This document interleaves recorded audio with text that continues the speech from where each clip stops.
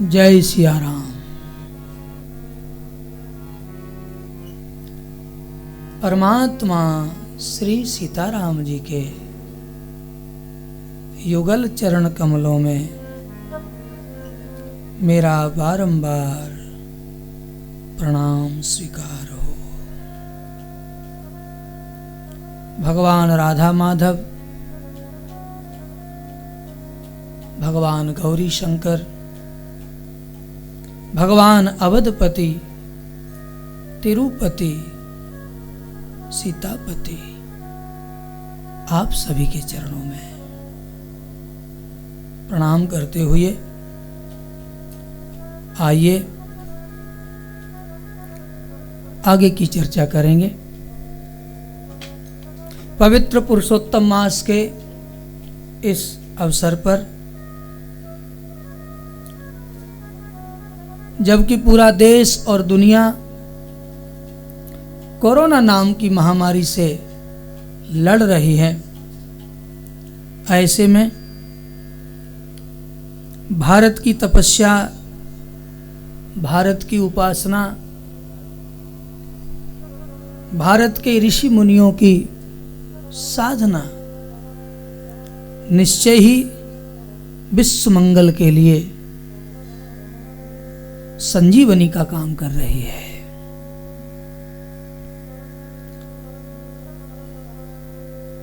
हमारे साधु संत महापुरुष कहते आए हैं, एक अमृत तो वो जो समुद्र से निकला, देवता दैत्य मिलकर मंथन किए और अमृत निकला, और वो अमृत देवताओं को मिला, दैत्य नहीं पी सके।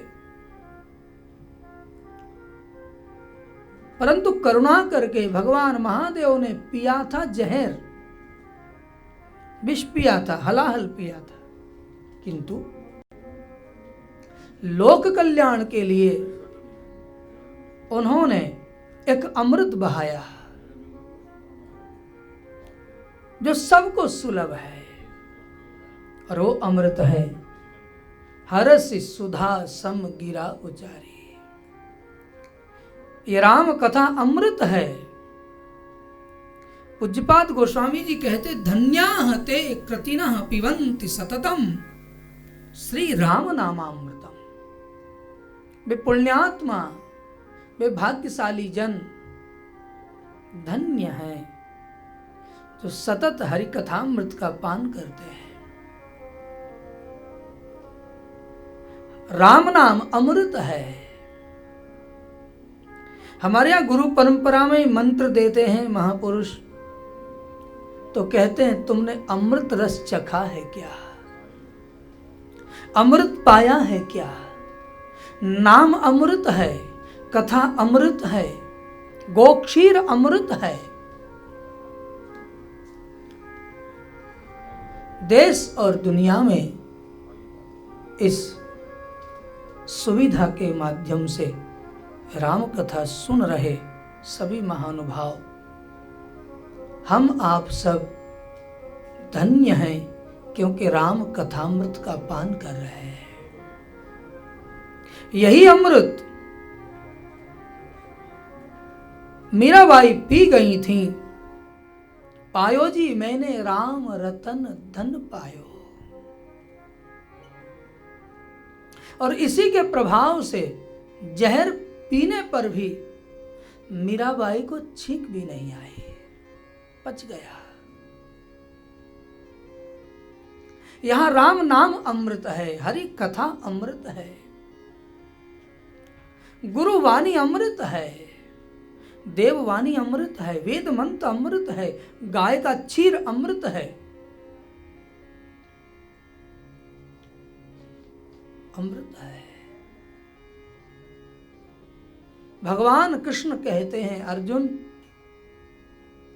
जो धैर्यवान महापुरुष हैं वे अमृतत्व का पान करते हैं, और जो अधीर हैं वे इस कुंड तक पहुंच ही नहीं पाते। क्या नहीं हो सकता हरि नाम से। बल है अमृतत्व का। श्वेता श्वेतर उपनिषद कहता है ये ब्रह्म निष्कलम निष्क्रियम शांतम निरवध्यम निरंजनम अमृतस्य परम सेतुम।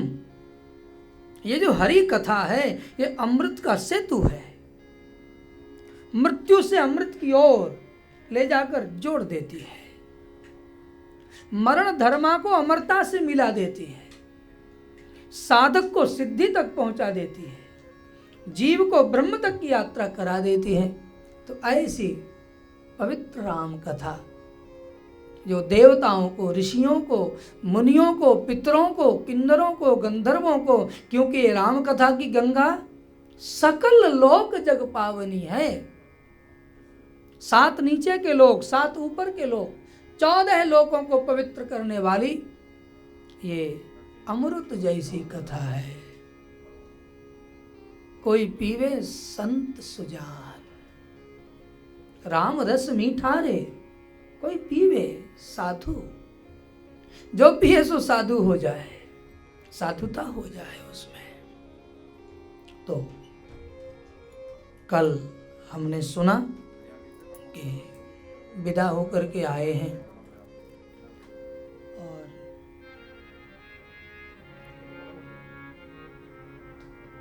अवध में 4 बधुएं आई हैं। मानो वेद क्रियाओं युक्त हो गई हो। अयोध्या देवानामपुर अयोध्या, अयोध्या वो देवताओं के आवागमन से भरे ही रहती है। यहाँ का हर निवासी देव ही है, तमोगुण है ही नहीं। प्रातःकाल उठते हैं, सरजू मज्जन करते हैं, संध्या वंदन करते हैं, सूर्य की उपासना करते हैं, अग्नि की उपासना करते हैं, ब्रह्म को ध्यान करते हैं। यहाँ के निवासी सभी जन महापुरुष। इसीलिए तो ब्रह्म श्री अवध आया। मेरे भाई बहन 7 पूरी है, 7 गांव ऐसे हैं जो पूरे हैं, पूरे हैं। भारत 7 पुरियों से भरा हुआ है। अयोध्या, मथुरा, माया, काशी, कांची, अवंतिका, द्वारावती, सप्तमश्चैव सप्तयिता मोक्षदायिका। ये 7 पुरी हैं जो मोक्ष देने वाली हैं। परंतु इनमें सबका जो तिलक है, सिरमौर है, वो कौन है? अयोध्या, अयोध्या।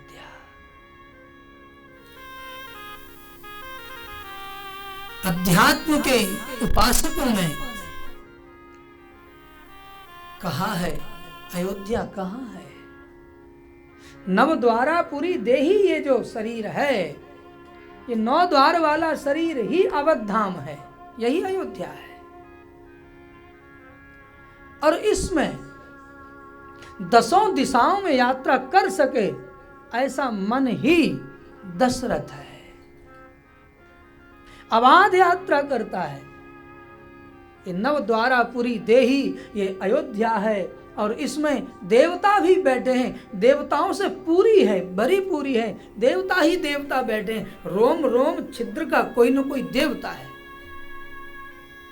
33 कोटि रोम छिद्र माने गए हैं और उनमें सब में एक एक देवता है। स्थूल रूप में तो गोस्वामी जी ने बताया भी।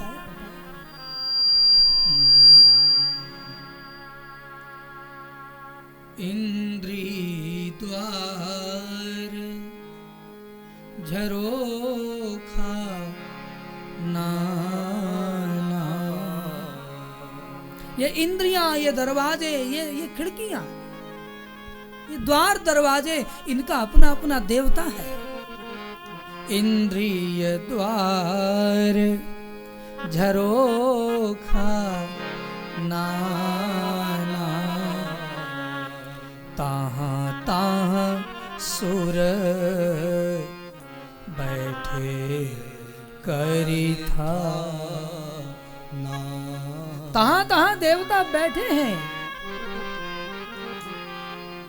जैसे कहते हैं पुरुष के दाहिने चरण के अंगुष्ठ में भगवान विष्णु का निवास है।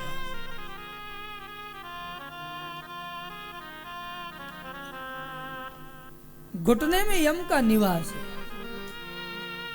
फिर प्रजापति का निवास है अधो इंद्रिय में,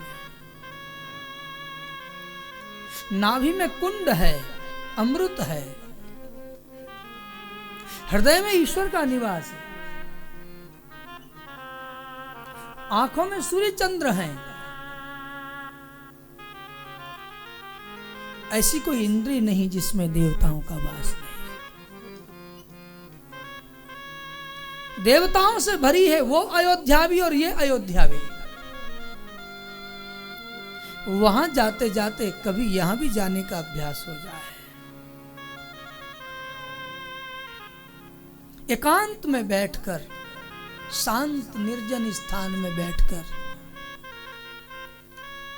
ये मन ही दशरथ है और त्रिगुणमयी बुद्धि ही 3 रानियां हैं। सत्व रूपा कौशल्या है,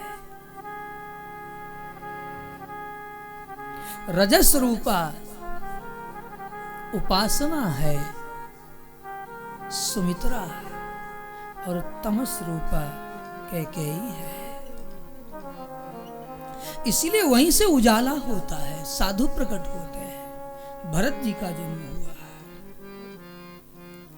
तो मेरे भाई बहन, ये जो श्री अवध है सप्तपुरियों में सर्वश्रेष्ठ, किसी भी जन्म में यदि प्राणी अवध में पैदा होता है वो साधक राम का प्रिय हो जाता है।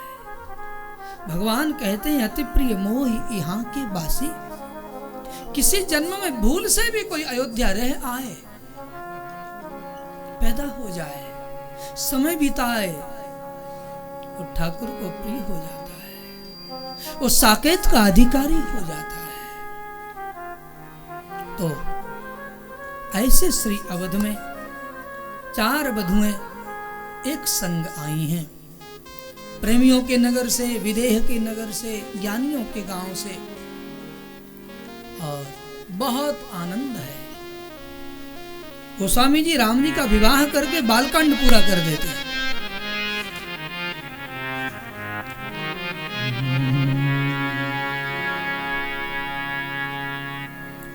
निज गिरा पावन करन कारण, राम जसो तुलसी कयो।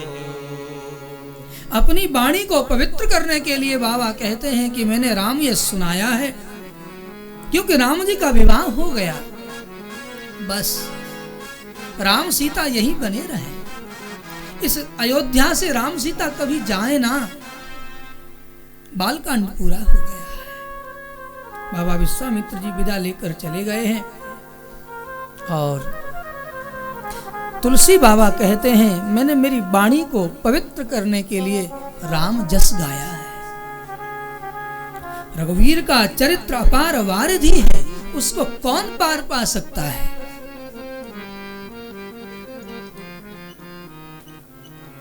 उपवीत ब्याह उछाह मंगल सुनिज सादर गावे।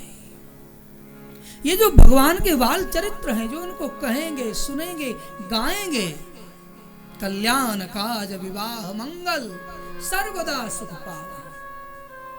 मेरे भाई बहन, घर में बालकों का जन्म हो, जन्मदिन हो, विवाह का दिन हो, कल्याण कार्य कोई भी हो, कल्याण काज विवाह मंगल, किसी भी मांगलिक कार्यों में रामचरितमानस का पाठ कीजिए।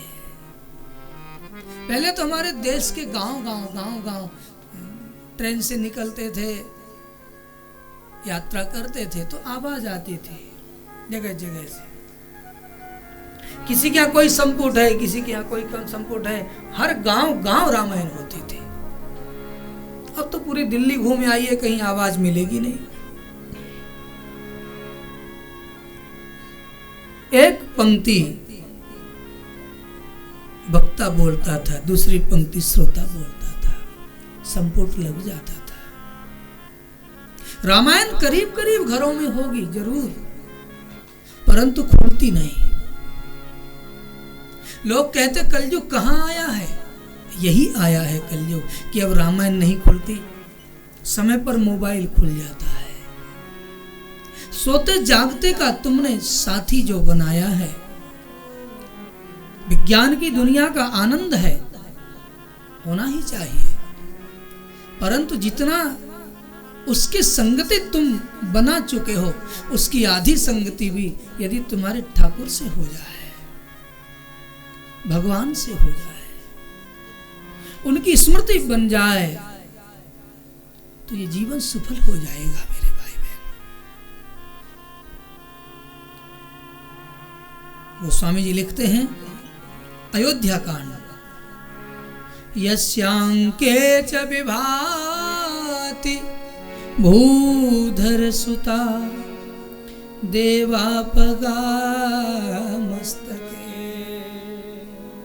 अयोध्या कांड लिखने गए तो भगवान महादेव को सपरिवार याद कर रहे हैं, नवरसों के सहित याद कर रहे हैं, क्योंकि अयोध्या कांड में दशरथ जी को जब जब छटपटाहट होती है, राम जी के जाने की आशंका होती है कि राम जी अब चले जाएंगे, तब भगवान शिव को याद करते हैं। सुमिर महेश ही कहा उठकाई निहोरी, हे महादेव आप मेरी राम भक्ति घट न जाए, मेरा ज्ञान चला न जाए, मेरा वैराग्य न चला जाए, मेरी भक्ति न छूटे।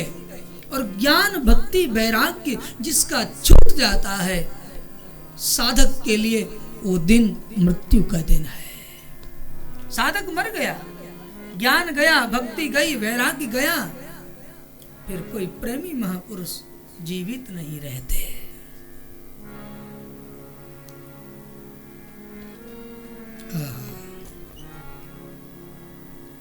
इसीलिए गोस्वामी जी भगवान महादेव को याद करते हुए, अयोध्या कांड का वर्णन करते हुए यही पंक्तियां गाते हैं। जब ते राम ब्याही घर आए, जब से राम ब्याही घर आए, नित नव मंगल मोद बधाए, नित नव मंगल मोद बधाए।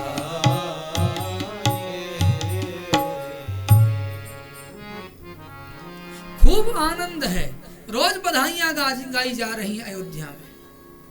भुवन चारि दस भूधर भारी, 14 भुवनों में पुण्यों के मेघ बरस रहे हैं, और पुण्यों के बादलों से सुख का पानी बरसता है। पुण्य के परिणाम में सुख प्रकट होता है और पाप के परिणाम में दुख प्रकट होता है। मेरे भाई बहन बहुत सावधानी से सुनिएगा। पुण्य का परिणाम है सुख, आनंद, शांति, विश्राम, और पाप का परिणाम है अशांति, दुख, क्लेश, पीड़ा। और ये बात कौन नहीं जानता, सब जानते हैं। फिर भी धन कमाओ, कौन मना करता है? खूब कमाना चाहिए, कमाइए, परंतु धन का आगमन तो ठीक से हो, स्वस्थ धन आए, रुग्ण नहीं। व्यापार हो, व्यवहार हो, धन के जो मार्ग हैं, धन के विषय में ये बात सब जानते हैं कि जिस मार्गों से आता है उन्हीं मार्गों से चला जाता है। धर्म के मार्ग से आएगा तो धर्म के मार्ग से यात्रा कराएगा, और अधर्म के मार्ग से आएगा तो अधर्म के मार्गों की यात्रा करा देगा, पीड़ा देगा, क्लेश देगा, दुख देगा। अयोध्या में पुण्य के मेघ सुख के पानी बरसा रहे और इतना सुख उमड़ा है, पूरी दुनिया में आनंद आनंद बरस रहा है।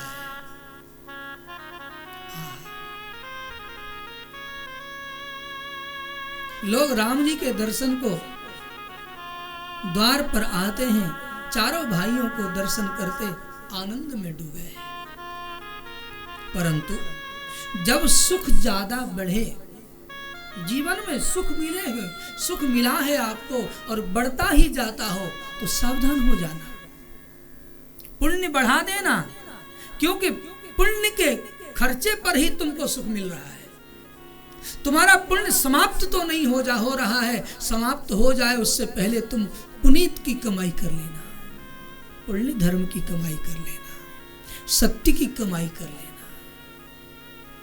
इन हाथों से जब तक सेवा नहीं की गई, इन नेत्रों से जब तक हरि को नहीं निहारा गया, इस वाणी से जब तक मधुर संभाषण नहीं किया गया, कानों से हरि कथा नहीं सुनी गई, पैरों से परमात्मा के तीर्थों का सेवन नहीं किया गया, तब तक समझना हमारा जीवन व्यर्थ बीता जा रहा है। सुकृत मेघ बरसहि सुख बारी,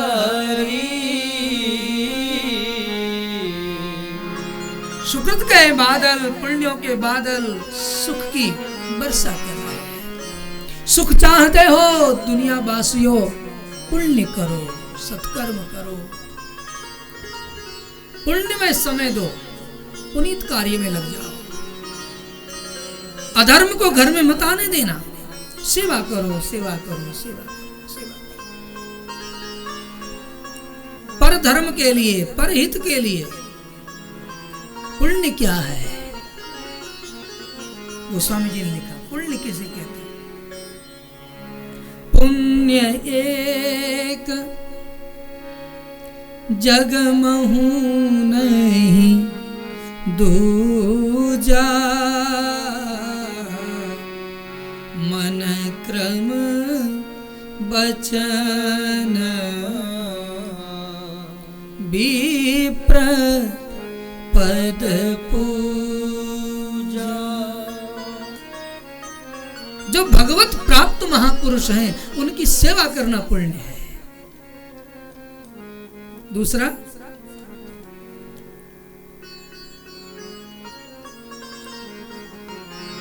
उत्तरकांड में पूछा गया, कवन पुण्य श्रुति विदित विशाला, कौन बड़े में बड़ा पुण्य क्या है?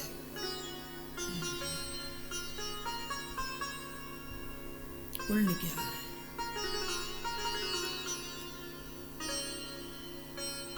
परोपकारः पुण्याय पापाय परपीडनम्, परहित सरिस, दूसरों के लिए खप जाना, सेवा में लग जाना धर्म है, पुण्य है।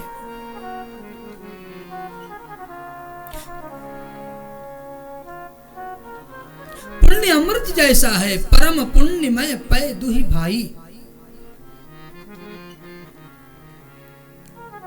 परहित करना पुण्य है, धर्म है।